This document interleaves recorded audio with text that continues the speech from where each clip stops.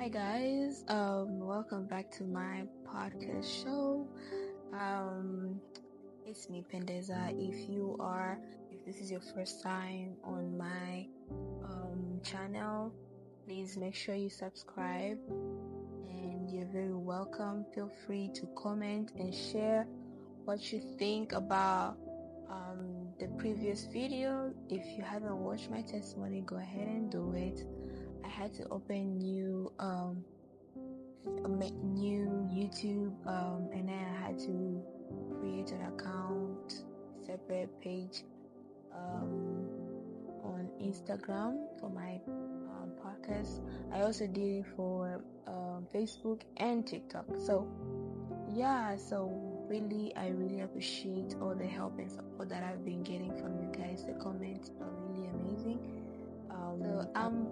I'm on Spotify, and I'm also on Apple podcast, and I'm also on Amazon Music. If you search my name, Pendeza Françoise podcast, you're gonna find me there.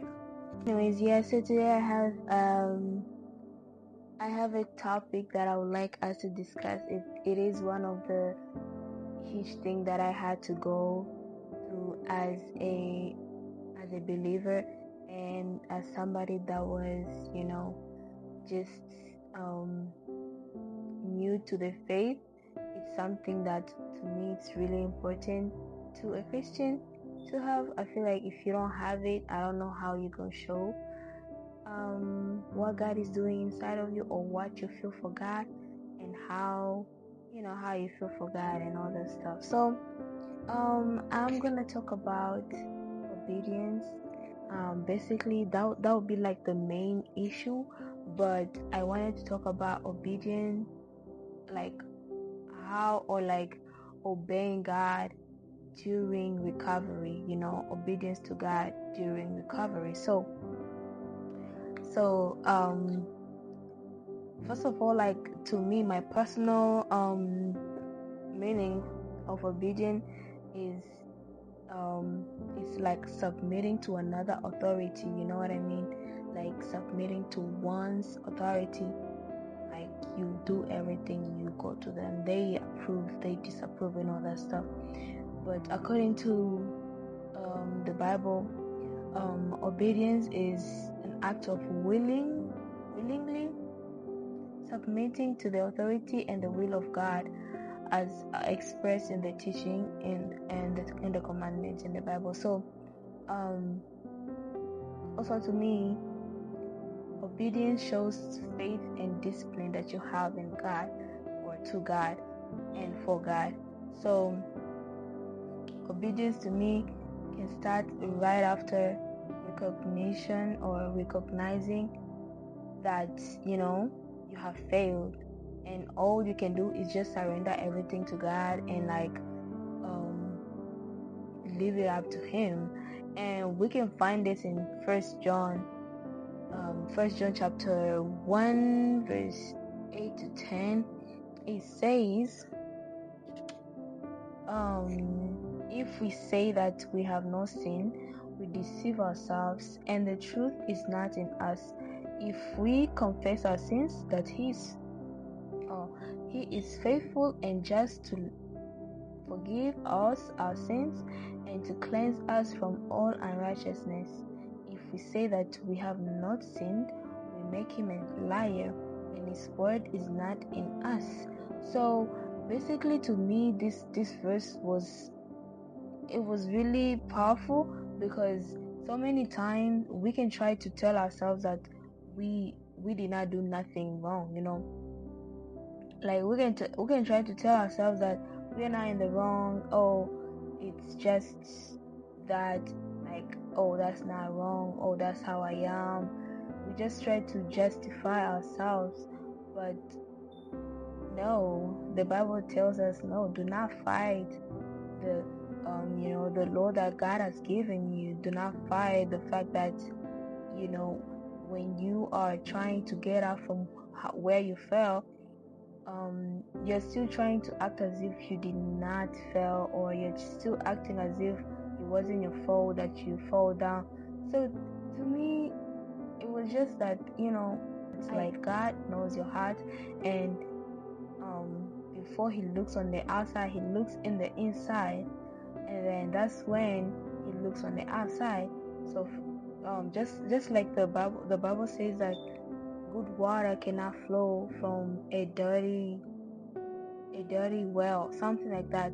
So in us, we have to be clean, we have to have that willingness of submitting and obeying God, and like surrendering. I know we can want control so bad, but surrendering it to God's will, and let him take control will really help us with our lives. James chapter 2 verse 26, it tells us that faith without works is nothing, and genuine faith is the one that leads you to obedience, because this is more than just feelings. You are expressing what you feel in the inside about God towards the people out there.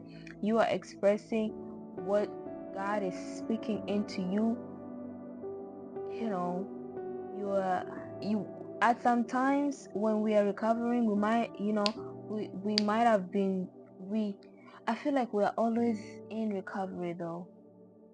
I feel like we are always in recovery because we are soldiers of God, and every single time we always go to battles, and I know that God fights our battles, but we need to do that our side. We have to do our own side so that God can do his side. So when we have fallen short of God's standards, or there is a voice telling us to do this and that, your faith in God helps you discern whose voice are you hearing, and obedience help you accelerate the thing that you are hearing God telling you. Because first of all, you are not going to believe anything if you do not have faith. If you're hearing things, you're going to think like you are crazy.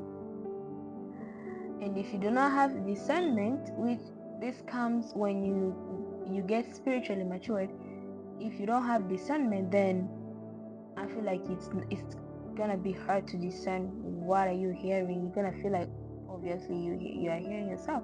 So then right there it's dead. You cannot execute what you are hearing in your spirit. And so this thing needs you to be super spiritually matured. And of course, God will talk to you. He will speak to you according to how spiritually matured you are. He will never speak to you like he speaks to me. He will never speak to you like he speaks to your father or your mother or your spirit siblings or your pastor. He will not do that. He will speak to you in a way that you will easily understand what he's saying. So therefore, you need to be spiritually matured. Because I remember when he was calling me and he was talking to me through my dreams, I literally knew that this was God speaking. But I was not spiritually matured, and I was not living a Christ-centered life. So God was calling me out every single time, now and then, but I kept on living in sin. And we can read this in Luke chapter 6 verse 46. It says, "And why call me God? Why call ye me Lord, Lord, and do not the things which I say?" This is King James version.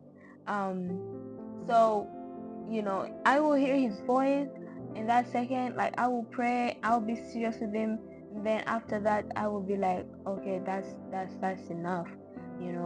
I'm hearing him, I'm calling out to him, but I'm not doing his will. And it's literally our choice. We can do it or we cannot. He's never gonna force us.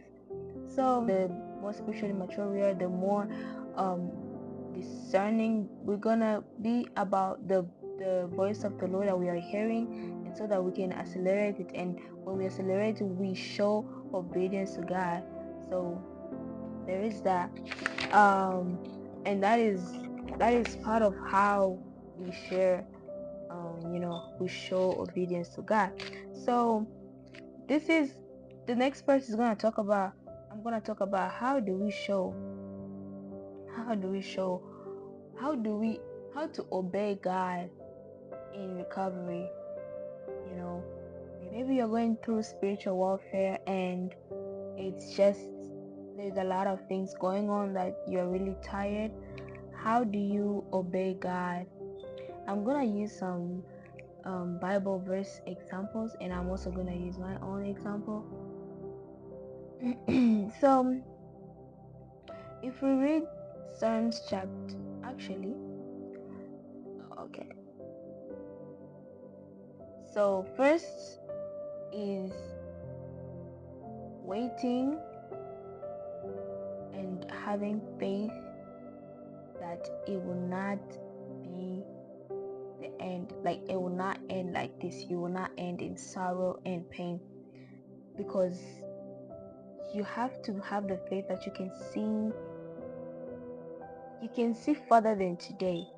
So you're seeing God's glory even in sorrow, even in pain, even in suffering, that you can see this is not how I end. This is not how it's end.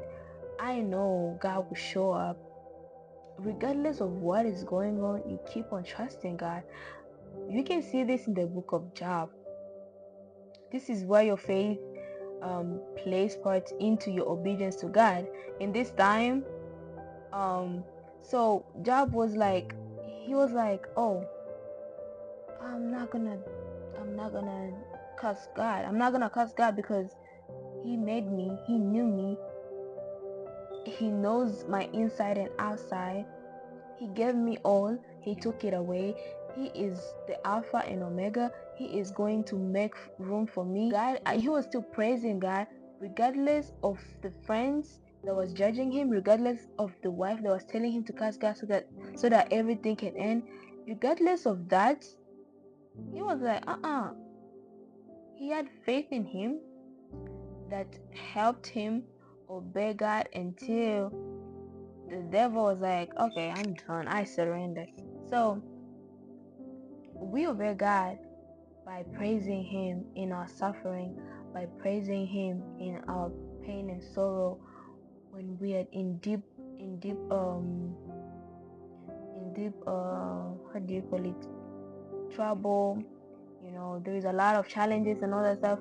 There is a huge power in praising and just worshiping His name, and like showing it through serving others, or you are to show it by just staying put and staying still and wait unto the Lord. I remember there was a time that I had a thing going on at school about my financial aid, and like some things went bad, and I don't know, I did not get everything paid for some reason. And I had this huge hope that everything is fine. And mind you, that summer I did not work that much because I knew everything was gonna be fine. So when I went to school and like I think it was in September or something, found out that I did not I'm not getting some of my scholarships. And I'm like, huh, what? And mind you, I don't have nothing. And I'm like, how am I gonna do this? Like, this is expensive and all that stuff. And then I don't know, for some reason I was so sad. I think I kind of cried a little. Oh my goodness, is there? I think I literally I did. First of all, I called my mom and I was like, hey mama, this is what is going on, and I don't know how I'm gonna do this. Like, this is not it. This is not what I expected. And then I was talking to my friend, and I was like telling my friend, I have this problem and I don't know what's happening. I don't know how it's gonna be. I don't know how I'm gonna finish my school. So that was that. And then right after that call, my friend told me, actually, yeah, it's okay, God will provide, God will do. And I was like, I literally have the same faith. And after that time, after that day, I did not worry about nothing. I kept on saying, God, you're gonna do it. For some reason, my heart just felt this huge peace, and it was so funny because my mom was the one who was worrying for me, and I was just like, Mama, like chill, everything will be fine, everything will be okay. So it was weird. It was kind of weird, and I think I really, with the faith that I had, I showed obedience by leaving it all to God, and like be like, hey God, take control. I don't know what to do. I don't know how I'm gonna finish this. You called me into this, but at the end of the day, you're gonna do you. So it was crazy, and I like telling that story sometimes. And so the next one is realizing, knowing and understanding God's mercy for us or over us. Well, if we read the book of Luke chapter 7, verse chapter 17, verse 14, it talks about the 10 lepers that Jesus healed.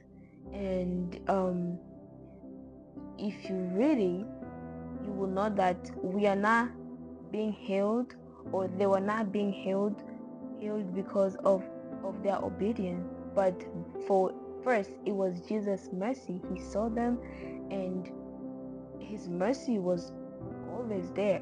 The Bible tells us that his mercy is always there over us.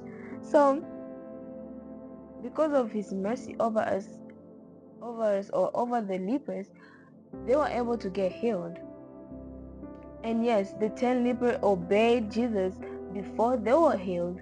So you might have sickness, you might have your bills are not being paid, you have physical problem and whatever, but is God telling you to get out of the hospital? Are you gonna go out?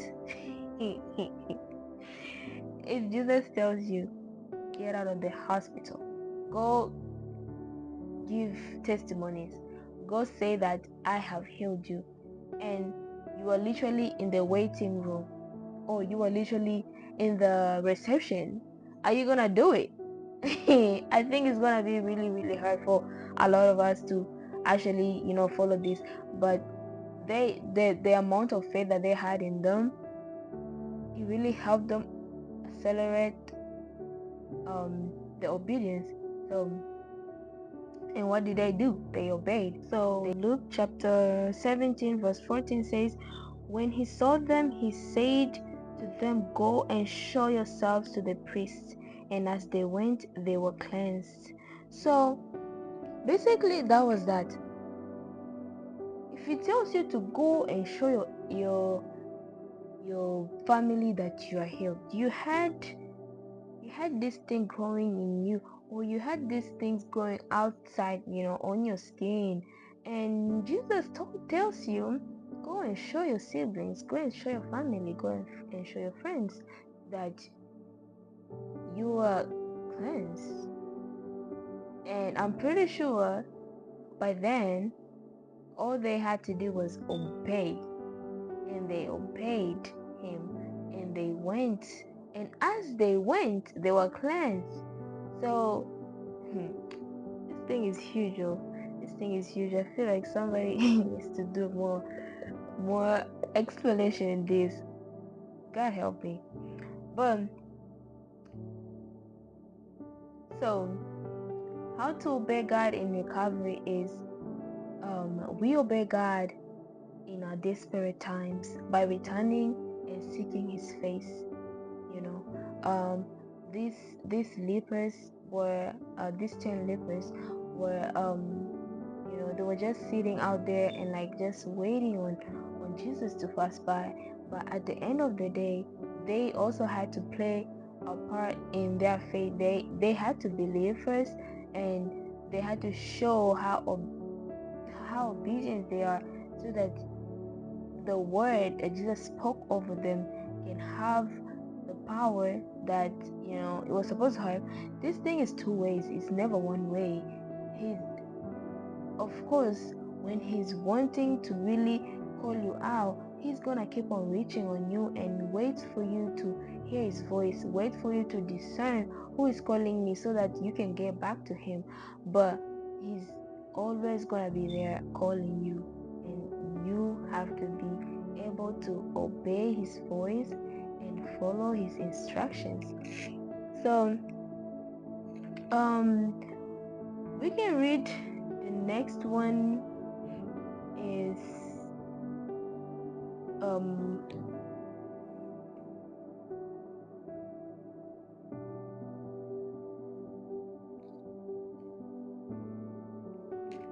we show obedience also um during, after, and before our healing, just like these 10 lepers did, and just like the woman who had the issues of blood